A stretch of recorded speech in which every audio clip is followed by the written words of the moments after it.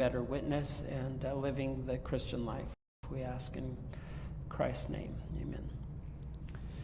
Okay, so last week we were kind of introducing something of the fossil record and what there is in the fossil record that helps us to have confidence in God's special creation, and we're going to continue that. But just as a reminder, last time we looked at fossil graveyards as given some powerful evidence for a global flood of all different temperate zones represented in a massive graveyard of animals from deserts and forest lands and Arctic and things like that. And then we also looked at the Cambrian explosion, where in the geological record, no life appears except in the very, very top layers of the Earth's crust. And so if the geological record is really laying down preservation of the record of evolution, it happens surprisingly quickly in the geological record. And so the next kind of main category of fossils that I want to look into today is what we call intermediate forms, or transitional forms. You may hear that language, transitional forms, and that is like, let's say, a mouse becoming a bat, where we would expect little features growing gradually, changing somewhere between a mouse and a bat. There should be several steps getting from one animal to the next, called intermediate forms. And I start off with a quote from Charles Darwin. He says, "If my theory be true, numberless intermediate varieties, linking most closely all of the species of the same group together, must assuredly have existed. Consequently, evidence of their former existence could be found only amongst fossil remains. In the 6th chapter, I enumerated the chief objections which might be justly urged against the views maintained in this volume. Most of them have now been discussed. One, namely, the distinctness of specific forms and their not being blended together by innumerable transitional links, is a very obvious difficulty. The main cause, however, of innumerable intermediate links not now occurring everywhere throughout nature depends on the very process of natural selection, through which new varieties continually take place and the exterminate their parent forms. But just in proportion as the process of extermination has acted on an enormous scale, so must the number of intermediate varieties which have formerly existed on the earth be truly enormous. Why then is not every geological formation and every stratum full of such intermediate links? Geology assuredly does not reveal any such finely graduated organic chain. And this, perhaps, is the most obvious and gravest objection which can be urged against my theory. The explanation lies, as I believe, in the extreme imperfection of the geological record." Okay, so what he's saying is these intermediates ought to be numerous, voluminous, multifaceted, many, many extinctions, leaving their previous, or them dying and leaving us a remnant record of parents, and inescapable, should be in all the strata, should be just a variety of things.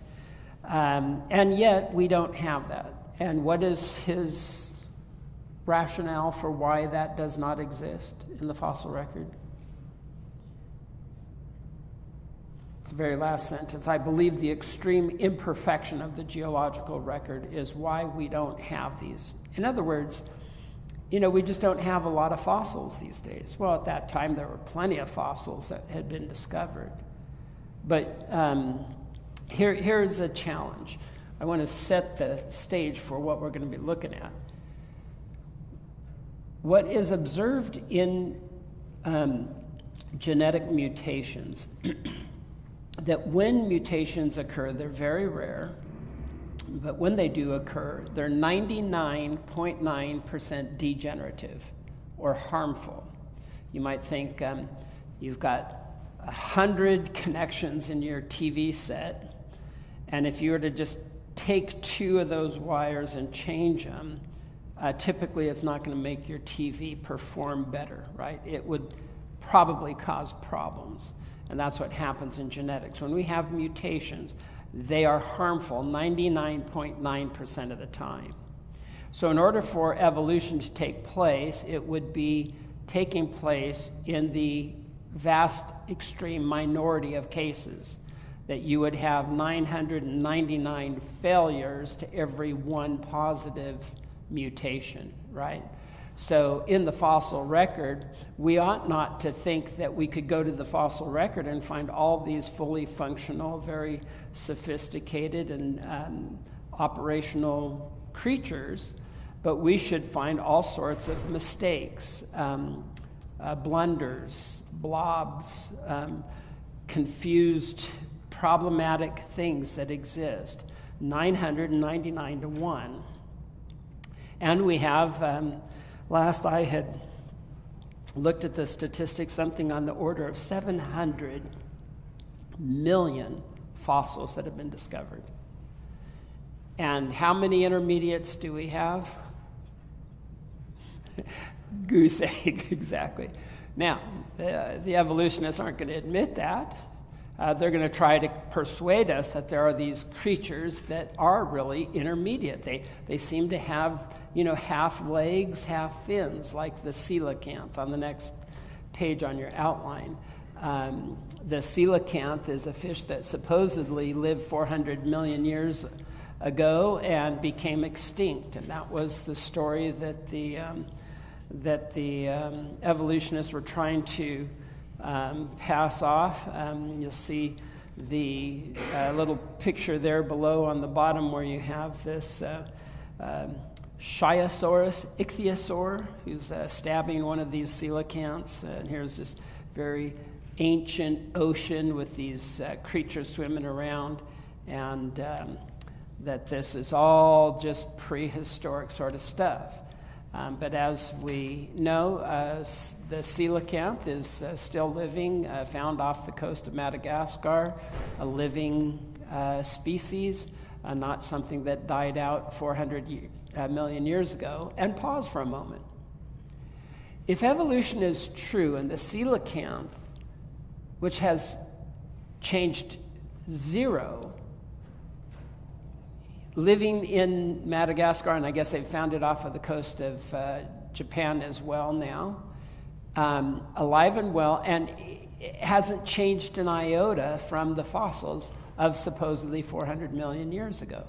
So here's a species that supposedly was intermediate, and in 400 million years it's not changed a bit. Well, how do we get that? See, all of a sudden, we see there's no changes. They really seem to reproduce after their kind. And so very, very stable. But somehow this fish has led to all of these amphibians and everything else that have come from it. So we can't have coelacanth as a legitimate intermediate. The next one that I have for you is Archaeopteryx. If you didn't know how to pronounce that, Archaeopteryx, and there's the most famous fossil of this bird with the kind of neck back. You'll see this image quite a bit, and then an artist's rendition of what this bird looked like, and you'll notice that he has a very meaty tail, and he's got these very distinct claws on the front of the wing. And it's those 2 features that are argued that Archaeopteryx is actually intermediate between reptiles and birds, or dinosaurs and birds, has been the argument. But now that philosophy has been changed. It used to be that dinosaurs evolved into birds. And now Archaeopteryx is offered as an intermediate, but the hip bone of the dinosaurs is seen to be modeled or very close to that of the birds. And now evolutionists are starting to talk about Archaeopteryx as a descendant of the dinosaurs rather than a predecessor to the dinosaurs. Okay. Pause for a moment. I say, okay, so for all these years, you maintain that the fossil record is objective. We always find dinosaurs at lower levels than the birds. The flying mammals are above in the fossil record. And then they're going to say, okay, oh, wait a minute, we're going to change the theory. We think birds actually evolved from dinosaurs. Well, now what are you going to do with what you claimed was objectively true in the fossil record? Do we have to now interpret all of that data where you said birds are always above the dinosaurs in the fossil record? Do we have to now get that, that the birds now, gosh, I hate when I do this, that Archaeopteryx is now seen as tied to the dinosaurs, but where one is the dinosaurs evolved into the birds are above, and now Archaeopteryx is going to be predecessor to some of these dinosaurs, is how this evidence is going to be argued. But they've completely flipped where the birds are with this creature. So I apologize if I caused some confusion in that. I've got a couple of different quotes from articles on the internet. There's some websites and so forth here for you, but paleontologists have tried to turn Archaeopteryx into an earthbound feathered dinosaur, but it is not. It is a bird, a perching bird, and no amount of paleobabble is going to change that, which is true. That the feathers on Archaeopteryx are very sophisticated. They're not transitional between, as the evolutionists are going to try to say, scales evolved into feathers. If this is ancient, this bird is got fully formed feathers, and is not likely that they would have developed that sort of sophistication. If nothing else, we'll look at feathers here in a moment. This other one, birds are today's dinosaurs, says renowned Canadian paleontologist Philip Currie, and, quote, even the fearsome Tyrannosaurus rex likely sported feathers. Even though any T-Rex bones, there's no fossilized feathers. We might just pause for a moment as well and just deal with fossil formation. That remember, fossils are not going to form in an atmosphere. The bacteria decays the flesh, oxidization, the bones, and so forth. And we do have textured skin in a lot of these bigger dinosaurs, where you can see the skin texture. And how do you get, say, or some of these woolly mammoths where the upper portion of the rib cage still has the skin intact and you get the imprint of that? How do you get that if it's just fractions of an inch of meteorite dust falling down and form those? They have to be buried quickly and removed from the oxygen environment and the bacteria. Okay, so then this goes on. The picture here below, I came across another kind of cute article that was sort of making fun, and I think it was more of a children's help for children's understanding of these issues. So they give this picture here, and you can see how Archaeopteryx is in there over on the left. He always seems to come into the issue, and then coelacanth as well. I've got a geological chart in the office that shows coelacanth in here. It's like the two most popular transitional forms that are offered, which are really the only two, are always the ones in here. You would think that they would just have any number that they could cite from, but anyhow. So this article says that it may have escaped your attention that there are a few differences between dinosaurs and a bird. You don't just put a few feathers on them and say, come on, man, give it a try. It won't hurt you too badly. And then here's this picture of these guys who've strapped these feathers onto this dinosaur and trying to push him off the cliff and say, fly, right? Just because now you're adding feathers through the Archaeopteryx sort of evidence that this is going to get this dinosaur to fly. Far more complex than that. If dinosaurs turned into birds somewhere along the line when his front legs were developing into wings, they're going to need to be half leg and half wing, which means that he can't run and he can't yet fly. So how do you get these very efficient legs that can enable a dinosaur to run, running away from, say, predators, and smaller animals, same thing. You know, if a squirrel has very efficient legs to run, and then he's going to develop wings, somewhere between the legs and the wings is this halfway stage of half wings and half legs. He's not going to be able to run very well, and he's not going to be able to fly very well. And typically it's that intermediate stage where the most difficulties for survival would come, because the efficiency of the limbs and so forth would not function. Okay. Explain the lack in the fossil record, right? Because when he is half winged and half legged, he becomes a food target, and so there's no record because it's been digested. Oh, is that what it is? Yeah. So whatever's digesting him hasn't been formed yet.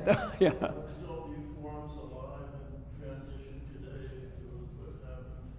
Yeah, well, and they would have to have at least some sort of survival to reproduce, right? So they couldn't all be eliminated, yeah. Okay, so clawed wings, they say they have proof that in the Archaeopteryx, which means ancient wing, they say, see, boys and girls, he's got claws on his wings. Yeah, so 12 birds today have claws on their wings, including the ostrich, the swan, the hoatzin, the emu, and the ibis. So there are modern-day birds that have these claws. Strahl adds that some ornithologists call the hoatzin primitive because of its Archaeopteryx-like claws, but he prefers to think of it as a highly specialized. See, that's the fudge room for saying he looks almost like he's a special creation, right? Highly specialized. Swans, ibis, and other birds, he notes, have wing claws, and they just never use them. And there's the article, What is a Hoatzin, in the Scientific America. So the Archaeopteryx fraud was completely exposed in 1986 and still is a part of that. Arguing again, teeth in Archaeopteryx in the beak. They say, look, he's got teeth in his beak. And this article says they argue that it proves that he's reptilian. And then he says, now wait a minute. Some reptiles have teeth, some don't. Some mammals have teeth, some don't. Some fish have teeth, some don't. Some of you have teeth, some don't. And then it shows this funny picture. So that was kind of the cute article. But let's deal with the strata on page 73.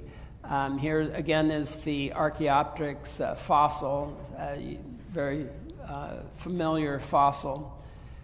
Birds are found in lower layers than Archaeopteryx, so we have modern bird fossils that are lower than Archaeopteryx in the geological record. And so then what are we supposed to do with this? How do you have modern birds in lower layers than Archaeopteryx? You have to change the theory. And it's either accept creationism or you have to modify your theory to say, well, maybe Archaeopteryx is not the oldest, that these more modern birds, that there's got to be some other ancestor older than Archaeopteryx that was was where these birds started to evolve from. So then in western Colorado's Dry Mesa Quarry, Brigham Young University archaeologists have come upon 140 million-year-old remains of what they are calling the oldest bird ever found. It is obvious that we must now look for ancestors of flying birds in a period of time much older than that in which Archaeopteryx lived, says Yale's University John H. Ostrom, who positively identified the specimen, Bone Bonanza, early bird mastodon, in Science News, Volume 112, September 12, 1977, on page 198.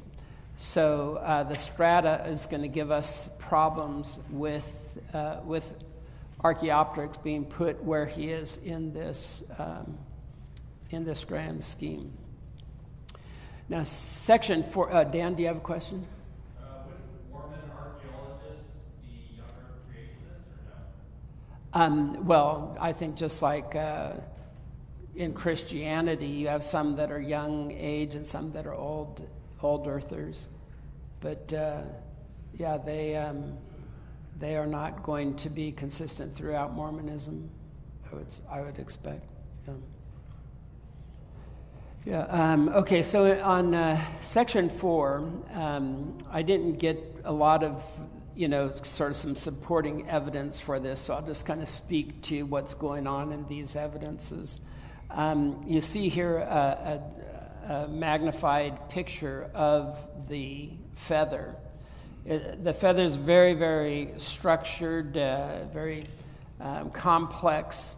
You'll see down on the bottom of the next page where you have some of the features of a barb, the barbules, the barbulets. Each of these features a single shaft that attaches differently than scales do, number one. But the barbules go out from the barb, then the barbulets come out, and they eventually hook onto each other. So you'll see how on a feather, you've been down at the beach and you find a ruffled feather, right? And then you can just take your fingers and comb that feather, and it gets all back to a pristine nature because of the way it is designed. Very complex, very complex. So one would think that if Darwin was arguing for slow, subtle, micro changes over many, many generations, that you wouldn't have such a sophisticated feature without long periods of evolution to get this kind of sophistication, where a scale is very simple, very, very, very basic sort of feature. Noting as well, subpoint A here is that they come from different genes on the chromosome. So they've been able to identify where feathers are in the chromosomal structure and where scales form, and they actually form from a different place in the chromosome. So one would not think that it was a scale that had evolved, but it's a completely different structure, not at all related. You see here in the picture is a close-up of what a scale looks like under magnification. And you notice the difference between the feather and the scale, radically different. They develop totally differently. Grow the feather comes out of a pore deeper in the skin. The scales on the top of the skin, basically like a wrinkle in the skin, as opposed to this feature that grows out. Very interesting as well that when the birds fly on the upstroke, the feathers rotate so that, like louvers, will go up with less effort and then shut like louvers and give more force on the downstroke to give them lift. And so in flight, there's a lot of, subtle things that go on, whereas scales don't have anything like that. It's just very passive sort of thing that, they'll slide underneath each other, but there's no real manipulation of the scale. So anyhow, they're both made from the same keratin,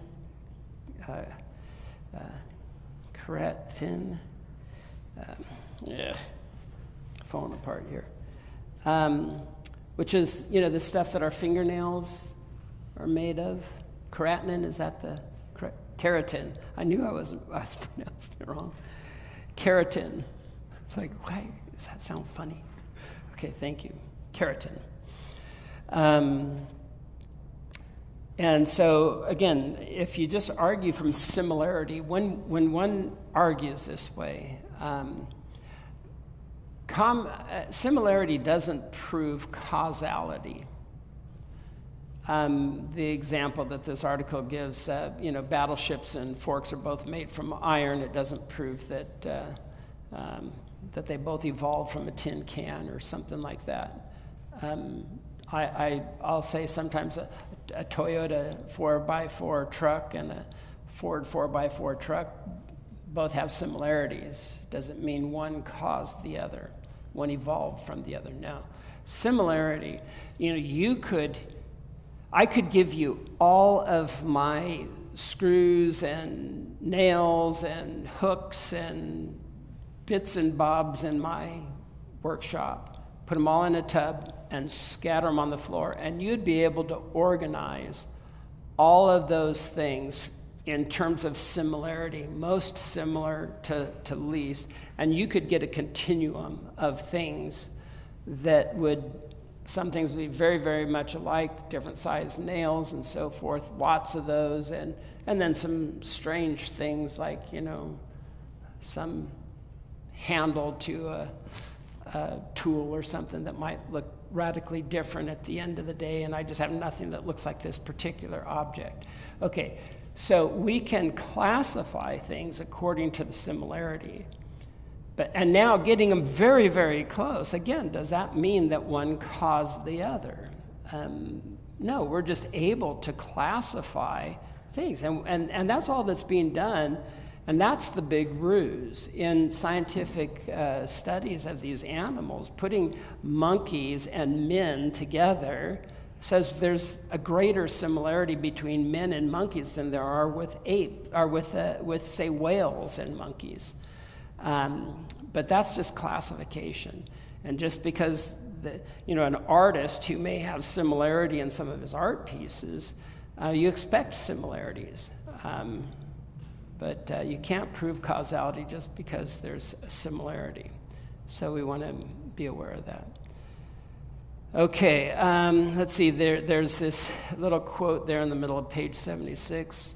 Fossil remains of a bird which lived between 142 and 137 million years ago were recently found in Liaonan province in northeastern China. I don't know, I'm butchering the pronunciation on that as well. The discovery made by a fossil hunting farmer and announced by a Chinese-American team of scientists, including Alan Fiducia of the University of Northern California, Chapel Hills, and Larry Martin of the University of Kansas, provide the oldest evidence of a beaked bird on Earth yet found. The Chinese bird claims its discoverers probably lived at the Jurassic-Cretaceous boundary prior to the arrival of Deinonychus,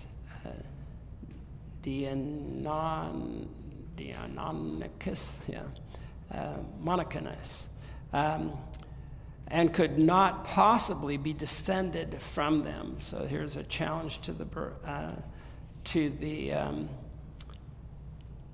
theory.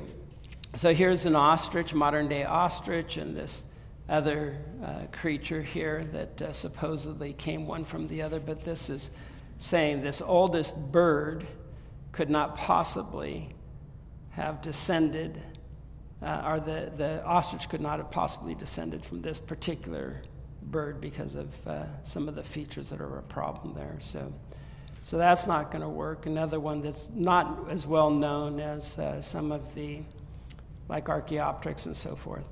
I have a friend that wants to argue that penguins are intermediates. That's evidence of an intermediate animal, and Bill's smiling. So I've actually published his name here. I won't say it on. The platypus confused them for years. Yeah, that's right. Yeah, the duck-billed platypus. Yeah. In fact, evolutionists thought that the creationists were just playing games with them, and actually found out that it actually is a real thing. So yeah, God using similar features.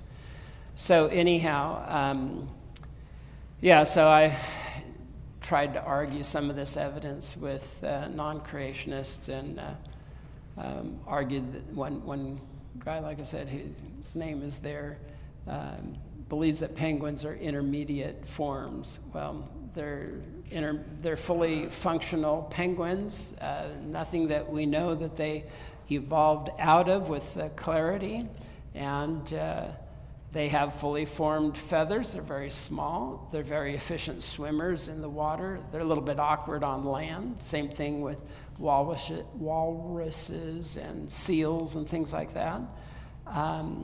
But the bird feathers are very, very similar to the other birds, very sophisticated and not anything transitional.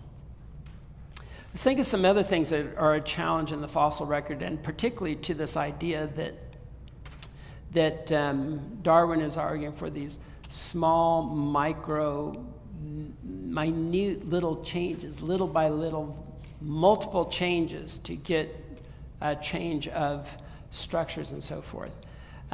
Think of what it would take to go from gills of fish to the lungs of a mammal. How would you gradually grow from that very efficient gill plate, taking the oxygen out of the water, into an air-breathing lung? And do that through micro changes. And if so, where is anything in the fossil record that would even give us where that's taking place? You'd think we'd have some sort of evidence of that. So who's really believing in the miracles when it comes to that? And I don't know if you know that there is a radical difference between the mammalian lung and the avian lung. And to describe that, Michael Denton's really good on that. I'll read from him on a different section. But our lungs are like sacs. We breathe in, the sac fills up, and then we exhale through the same tube that we're breathing in. So we inhale and exhale out of the same tube. The bag inflates, the bag squishes down partially, and you're exchanging air in and out of the same tube. The bird lungs, and this is true to all birds, have a radically different lung. They inhale through one tube, it goes through this sort of matrix, exchanges the carbon dioxide and the oxygen, and exhales out the other side. It's kind of like it passes through a jet engine, so to speak, where it sucks in one end and it exhausts out the other. And so you can just have this sucking effect in the avian lung, far more efficient than our lungs. And this is why these, very energetic wing beating burns a lot of oxygen for their little bodies, and they're able to exchange so much of the oxygen and carbon dioxide so quickly. And so there's a little YouTube video that I gave you the link on this. So I liken it to we have a sack with a tube in it, and it goes in and out that sack. And the birds have more like a bagpipe where you're blowing air into the bladder and it's going out through the tubes. What are the technical name of those tubes? Anyhow. And then Greg Bahnsen brought my attention to this book and cited this particular example, and I went back and read this book, and it's just such a rich book with so much stuff. But vividly remember this liver fluke example, and I'll share the same story from this, but this book is just chock full of just great stuff in it. So think of the liver fluke. Now, if subtle micro changes are necessary, and a life cycle must be completed to have offspring. So how does this liver fluke story come together?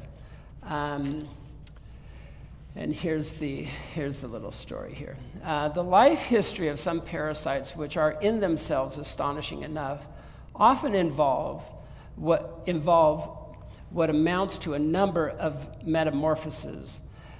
Consider the life cycle of the liver fluke. The adult lives in the intestine of a sheep. After the eggs are laid, they pass with the feces onto the ground. The eggs hatch, giving rise to a small ciliated larva, which can swim about in water. If the larvae are lucky, they find a pond snail. They must do this to survive, for the snail is the vehicle for the next stage in the life cycle of the liver fluke. Having found a snail, the larva finds its way into the pulmonary chamber or lung. Here it loses its cilia, and its size increases. At this stage, it is known as a sporocyst. While in this condition, it buds off germinal cells into its body cavity, which develop into a second type of larva known as a radii. These are oval in shape, possessing a mouth and a stomach and a pair of protuberances, which they use to move about. The radii eventually leave the sporocyst, entering the tissue of the snail, after which they develop into yet another larval form known as a cercariae, I guess Cercariae, which appear superficially to represent a tadpole.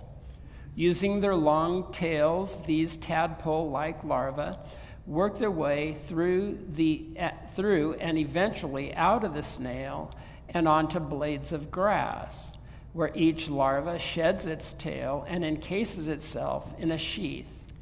Eventually, they are eaten by a sheep. Inside the sheep, they find their way into the liver, where they develop sexual organs, mature into the adult state. They finally leave the sheep's liver and migrate to the intestine, where they mate and so complete their extraordinary life cycle.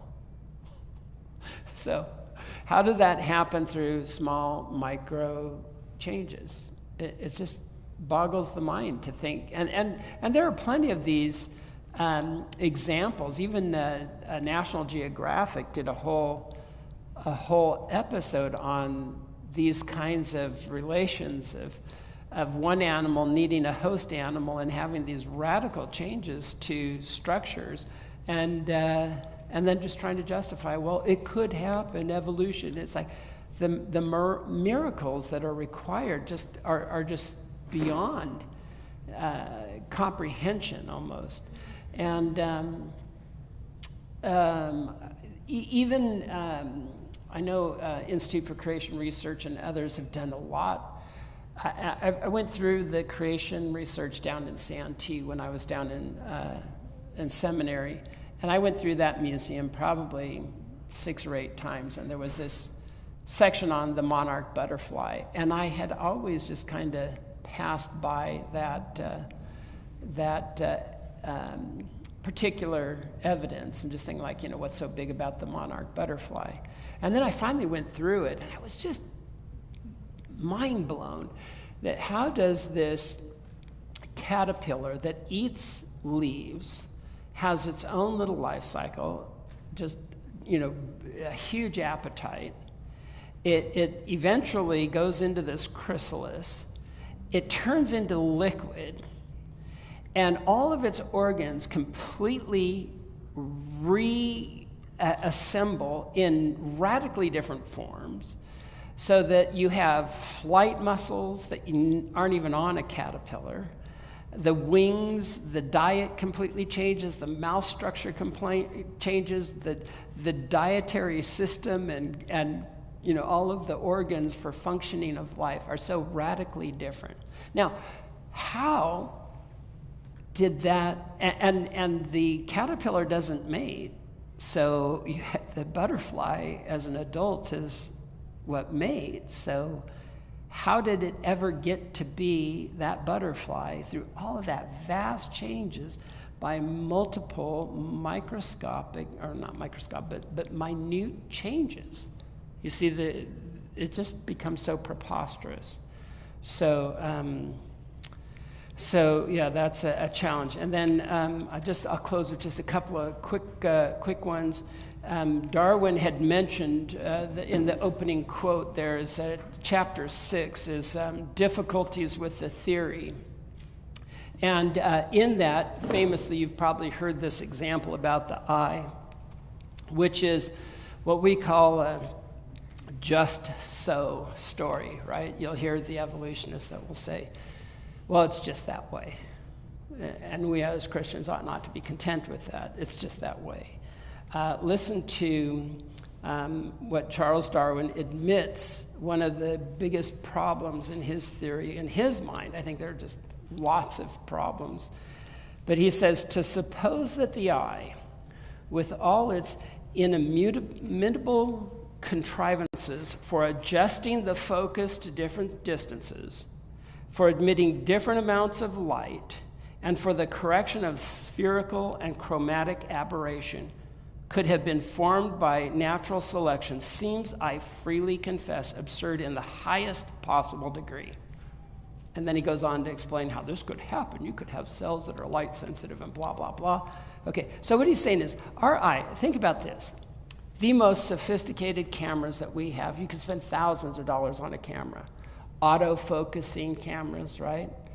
And our eye does it automatically.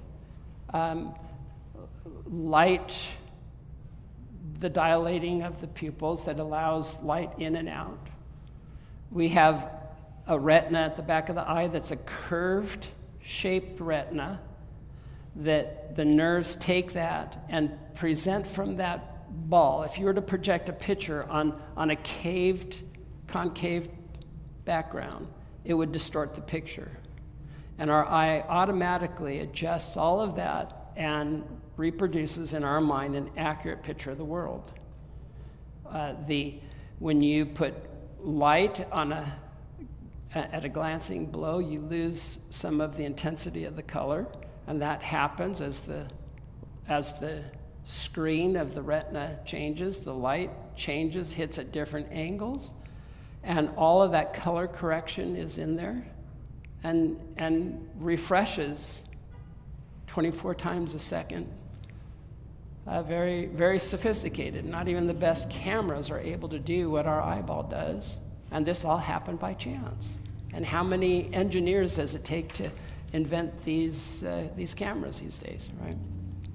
Okay, and then the last section that I wanted to cover in terms of this stuff, well, actually, we're not done with intermediates and so forth, but Charles Darwin argues for vestigial organs. Here's a quote from David Menton. He is a creationist. He said, Charles Darwin was perhaps the first to claim vestigial organs as evidence for evolution.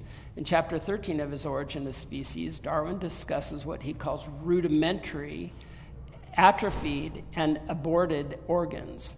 He describes these organs as bearing the plain stamp of inutility or uselessness, and said that they are extremely common or even general throughout nature. Darwin speculated that these rudimentary organs once served a function necessary for survival, but over time that function became either diminished or non-existent. In Darwin's book, The Descent of Man, he claimed about a dozen of man's anatomical features to be useless, including muscles in the ear, or of the ear, wisdom teeth, the appendix, the coccyx or tailbone, body hair, and semilunar fold in the corner of the eye, To Darwin, this was strong evidence that man had evolved from primitive ancestors. And modern medicine has shown us that man doesn't have vestigial organs. Our appendix has a very specific purpose in fighting infection and so forth. Tonsils and wisdom teeth and so forth all have their function. They're not vestigial organs at all. And then the last evidence, I said I had two, but this is just quick. Think about the process that the evolutionists are telling you. They say that life began in the ocean somewhere. We have fish. Fish become amphibians. The amphibians are moving up onto the land. Eventually they become land animals. The land animals become flying birds and dinosaurs.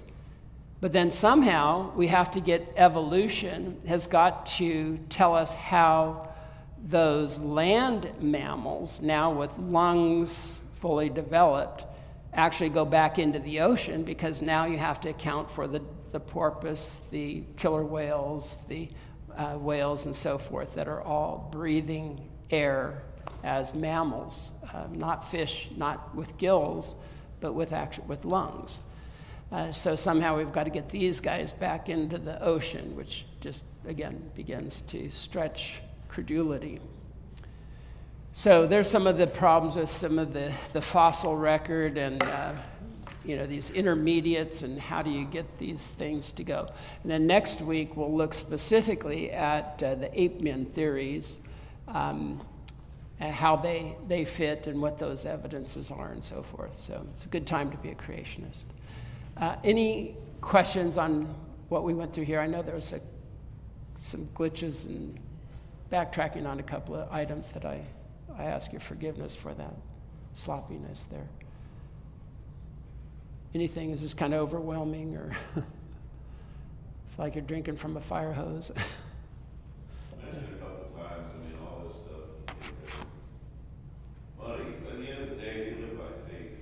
Oh. At the end of the day, they believe that fish become philosophers. At the end of the day, they believe that your uncle in orangutan writes systematic theology. It takes more faith to believe that nonsense.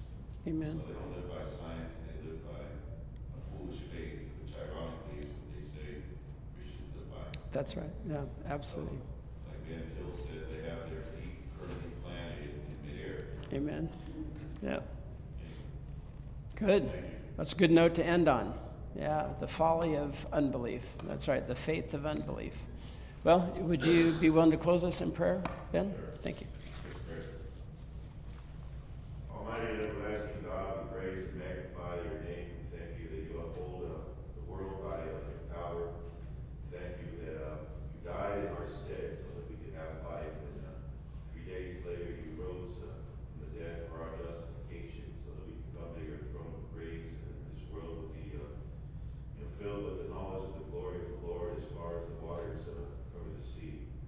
And we look forward to that. We've seen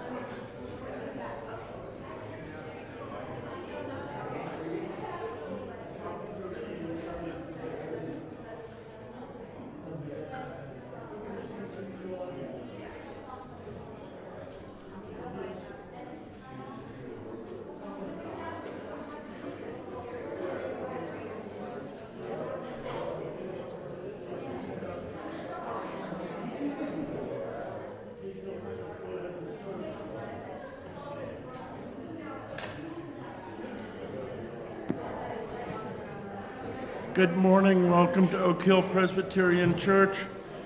The handout for the Hymn of the Month will be coming out as soon as it gets copied. We will start in our Trinity hymnal this morning, song number 287.